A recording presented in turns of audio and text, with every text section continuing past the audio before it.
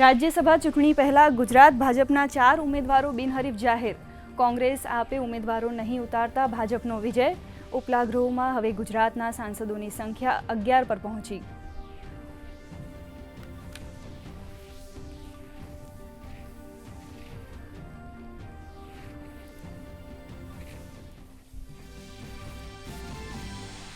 રાજ્યમાં સ્પેસ ઇકોનોમીને મળશે નવી દિશા. જીઆઈડીસી ખોરાજ ખાતે ઊભું કરાશે સ્પેસ પાર્ક. ગુજરાત સરકાર અને ઇનસ્પેસ વચ્ચે થયા સમજૂતી કરાર. સ્ટાર્ટઅપ્સ અને એમએસએમઈને મળશે ક્લીન રૂમથી લઈ થર્મો વેક્યુમ ચેમ્બર સુધીની અદ્યતન સુવિધાઓ.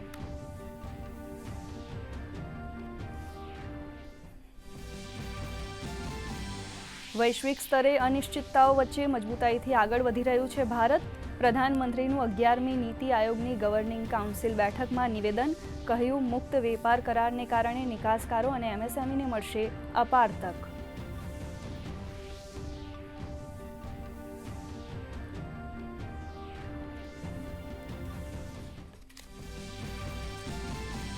સંરક્ષણ ક્ષેત્રમાં ભારતે હાંસલ કરી મહત્વપૂર્ણ સિદ્ધિ.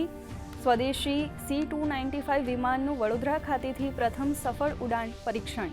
મિસાઇલ્સ એલર્ટ, નાઇટ વિઝન અને આર્મ્ડ કોકપિટથી સજ્જ આ વિમાનથી વાયુસેનાની તાકાતમાં થશે વધારો.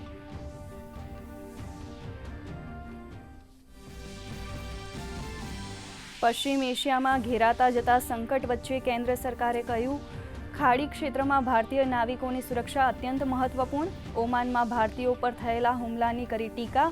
તો દેશમાં ખાતર, પેટ્રોલ અને ગેસનું સુચારુપણે વિતરણ. ખાતરની અછતની અફવાઓને આપ્યો રદિયો.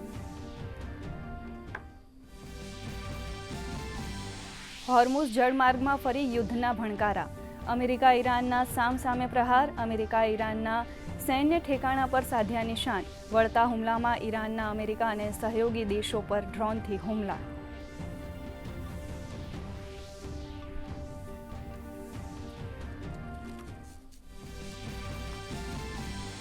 ગુજરાત પોલીસ દરરોજ 2 કલાક સાંભળશે નાગરિકોની ફરિયાદ.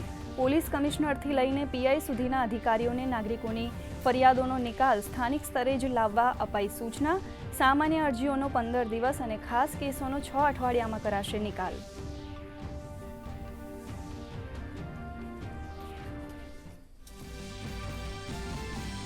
ચોમાસું તેજ ગતિએ ગુજરાત તરફ વધી રહ્યું છે આગળ. પ્રી મોન્સૂન એક્ટિવિટીના ભાગરૂપે આગામી 7 દિવસ દક્ષિણ ગુજરાતમાં જામશે વરસાદી માહોલ.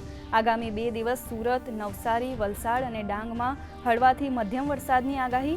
તો ઉત્તર અને મધ્ય ગુજરાતમાં ગરમીનો પ્રકોપ યથાવત. ઓસ્ટ્રેલિયન ઓપન બેડમિન્ટન મહિલા સિંગલ્સમાં ભારતનો ક્વાર્ટર ફાઇનલમાં પ્રવેશ. પ્રી ક્વાર્ટર મેચમાં પીવી સિંધુ અને તન્વી શર્માનો વિજય. પીવી સિંધુએ ભારતની ઈશરાની બરુઆ તો તન્વી શર્માએ માલવિકા બંસોડને આપી માત.